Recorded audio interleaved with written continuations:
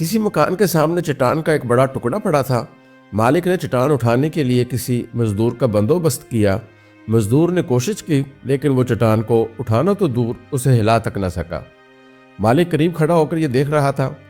मजदूर ने इनकार में सर हिला दिया। मालिक ने मुस्कुराकर कहा, तुमने अभी पूरे जिस्म का जोर नहीं लगाया, सारा जोर इस्तेमाल करो, तुम चट्टान को आसानी से उठा लोगे। मजदूर ने दोबारा कोशिश की, एड़ी चोटी का जोर लगाया, लेकिन नाकाम हो गया। मालिक ने हंसकर कहा, तुमने बेशक कोशिश की, लेकिन तुमने अभी तक पूरे जिस्म का जोर नहीं लगाया। चट्टान उठाना कोई मसला नहीं। मजदूर झुका और एक बार फिर पूरे जिस्म का जोर लगा दिया, लेकिन नतीजा वही निकला। चट्टान अपनी जगह कायम रही। मजदूर ने अपनी शिकस्त मान ली। मालिक ने गौर से उसकी तरफ देखा और फिर पूछा, क्या तुमने वाकई अपने पूरे जिस्म का जोर लगा दिया? मजदूर ने थोड़ी सी खफगी के साथ जवाब दिया, सर मैंने गुर्दों तक का जोर लगा दिया, लेकिन ये चट्टान मेरी औकात से कहीं ज़्यादा भारी है। मालिक ने कह कहा लगाया और बोला, लेकिन मेरे भाई, इसके बावजूद तुम्हारे जिस्म में एक ऐसा उज़्व मौजूद है जिसका तुम मामूली सा भी इस्तेमाल कर लेते तो ये चट्टान इस वक्त तक यहाँ न पड़ी होती। मजदूर हैरत से मालिक की तरफ देखकर बोला, जनाब वो कौन सा उज़्व है जिसके इस्तेमाल से मैं ये चट्टान उठा सकता था? मालिक ने जवाब दिया, मेरे भाई, इस उज़्व को ज़बान कहते हैं। तुम अगर इसे इस्तेमाल कर लेते, तुम अगर इसकी ताकत इस्तेमाल कर लेते और मुझे या एक दो लोगों को मदद के लिए बुला लेते, तो हम मिलकर इस चट्टान को यहाँ से उठाकर दूर फेंक आते। लेकिन तुमने जिस्म के तमाम आज़ा इस्तेमाल किए, पूरी ताकत खर्च कर दी, लेकिन अगर नहीं इस्तेमाल की तो ज़बान की ताकत इस्तेमाल नहीं की। चुनाचे एड़ी चोटी का जोर लगाने के बावजूद तुम चट्टान नहीं हिला सके। हम न्यूयॉर्क की 33वीं स्ट्रीट पर घूम रहे थे। हमने वहाँ से सेंट्रल पार्क जाना था और सेंट्रल पार्क से मेट्रोपॉलिटन म्यूज़ियम। मेरी बेटी न्यूयॉर्क में फैशन पढ़ रही है, उसे क्रिसमस की छुट्टियां हैं। मैं चंद दिन इसके साथ गुजारने के लिए न्यूयॉर्क आ गया। बेटी गूगल मैप के ज़रिए डायरेक्शन तलाश करती रही और हम घंटा भर एक ही दायरे में घूमते फिरते रहे। वो जब थक गई तो मैंने उसे पत्थर उठाने वाली की कहानी सुनाई और इसके बाद मशवरा दिया, बेटा, use your power of tongue always and everywhere. बेटी आज के दौर की पैदावार है और आज की नस्ल का सबसे बड़ा अलमिया ना मानना है। आज की नस्ल किसी का मशवरा नहीं लेना चाहती। ये टेक्नोलॉजी को इंसान से ज़्यादा अहमियत देती है। लिहाजा मेरी बेटी का जवाब था, पापा, ये लोग प्राइवेट ज़िंदगी गुजारते हैं, इन लोगों ने कान में एयरपॉड्स लगाए होते हैं, ये हर वक्त चलते फिरते कुछ ना कुछ सुनते रहते हैं और अगर उन्हें कोई डिस्टर्ब करे तो ये बुरा मना जाते हैं। मैं उसकी बात सुनकर हंस पड़ा। मेरे सामने सेंट्रल पार्क में एक जवान जोड़ा अपने कुत्ते के साथ घूम रहा था। मैंने एक्सक्यूज़ मी कहकर उन्हें मुखातिब किया और उनसे मैप का रास्ता पूछा। दोनों ने मुस्कुराकर मेरी तरफ देखा और अपनी मंजिल और कुत्ता दोनों को बुलाकर पूरी तफसील के साथ मुझे रास्ता समझाया। मैं इसके बाद हर जगह लोगों को रोकता और पूछता रहा। आप यकीन करें, मुझे किसी ने इनकार नहीं किया। मेरी बेटी माइंड कर गई, लेकिन किसी न्यूयॉर्कर ने बुरा मनाया और ना माजरत की। मैंने इसके बाद बेटी को बताया, ज़बान वाकई दुनिया की सबसे बड़ी पावर है। जो शख्स इस ताकत का इस्तेमाल सीख ले वो ज़िंदगी में कभी नाकाम नहीं होता। वो हमेशा लोगों को अपने साथ जोड़ लेता है।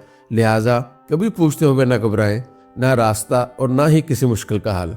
हम अल्लाह से भी ज़बान के ज़रिए मदद मांगते हैं, हम उस्ताद से भी ज़बान के ज़रिए सीखते हैं। सवाल इल्म का सबसे बड़ा सोर्स होता है। आप ज़िंदगी में जितना पूछते जाते हैं, जितने सवाल करते जाते हैं, आप पर उतना ही इल्म नाजिल होता जाता है और जहां आपके सवाल रुक जाते हैं वहां आप पर इल्म और तरक्की का रास्ता रुक जाता है। लिहाजा पूछते रहा करें, दूसरों से मदद मांगते रहा करें, ज़िंदगी आसान हो जाएगी। वरना आपकी ज़िद आपको गूगल मैप की तरह दायरे में घुमाती रहेगी और आप एक कदम भी आगे नहीं बढ़ सकेंगे। शकूर आलम मेरे बुज़ुर्ग दोस्त हैं। ये न्यू जर्सी में रहते हैं, उम्र 85 साल है और अमेरिका में बहुत मुतहर्रिक हैं। ये न्यूयॉर्क में PIA के मैनेजर होते थे। रिटायरमेंट के बाद अमेरिका में बस गए। शुरू में ट्रैवलिंग का कारोबार करते थे, उससे भी रिटायरमेंट के बाद चैरिटी का काम शुरू कर दिया और ये अब अल खिदमत से वाबस्ता हैं। सैकड़ों तालिबे इल्मों, यतीमों, बेवाओं, बीमारों और ज़रूरतमंदों की मदद करते रहते हैं। मैं अगस्त में न्यूयॉर्क आया तो इनसे ऊपर नीचे मुलाकातें होती रहीं। शकूर साहब ने इन मुलाकातों में एक अजीब वाक़या सुनाया। उनका कहना था, मैं ऐन जवानी में हज के लिए जा रहा था। उस ज़माने में लाहौर और रावलपिंडी से फ़्लाइट कराची आती थी। हाजियों को एक आध दिन हाजी कैंप में रखा जाता था اور پھر مختلف فلائٹس کے ذریعے سعودی عرب بھجوا دیا جاتا تھا۔ میں راولپنڈی سے فلائٹ میں سوار ہوا تھا، ہمارے ساتھ ایک میاں بیوی بھی سفر کر رہے تھے۔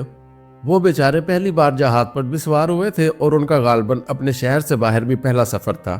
وہ جہاز کو بس سمجھ رہے تھے اور ان کا خیال تھا کہ انہیں سعودی عرب پہنچنے میں 1-2 مہینے لگ جائیں گے۔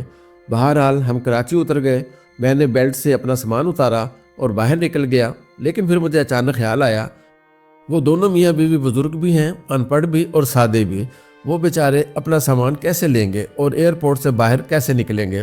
چنانچہ میں واپس ایئرپورٹ کے اندر چلا گیا۔ میں نے وہاں عجیب منظر دیکھا، وہ دونوں میاں بیوی گوٹھ مار کر زمین پر بیٹھے تھے اور بیلٹ پر ان کا سامان چکر کھاتا جا رہا تھا۔ حال میں ان کے علاوہ کوئی نہیں تھا۔ میں ان کے پاس گیا، ان کا سامان بیلٹ سے اتارا، سہارا دے کر انہیں اٹھایا اور انہیں اپنے ساتھ لے کر باہر کی طرف چل پڑا۔ تھوڑی دیر چلنے کے بعد بابا جی نے اماں سے کہا، میں نے تمہیں کہا تھا نا کہ کوئی نہ کوئی اللہ کا فرشتہ آئے گا اور ہمیں حج کرا دے گا۔ اماں نے آسمان کی طرف دیکھا اور پھر شکور عالم کی طرف دیکھ کر کہا، ہاں اللہ نے انسان کی شکل میں اپنا فرشتہ بھیج دیا۔ شکور عالم کا یہ واقعہ بھی پاور آف ٹنگ کی مثال ہے۔ بزرگ میاں بیوی نے سفر کے دوران شکور صاحب سے بات چیت کی۔